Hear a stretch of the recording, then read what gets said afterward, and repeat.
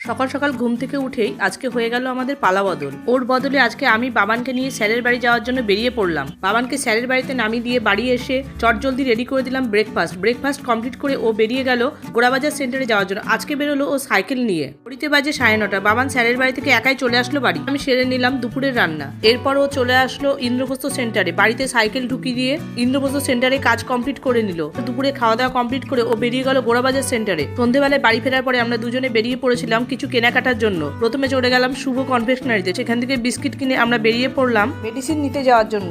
Medicine নেওয়া complete করে দর্শকর্মার দোকান থেকে গার্বেজ প্যাকেট নিয়ে চলে আসলাম বাড়ি। উচ্চ মাধ্যমিক পরীক্ষা শেষ হয়েছে, তাই ধুমধাম করে সরস্বতী ঠাকুর নিয়ে যেতে দেখলাম।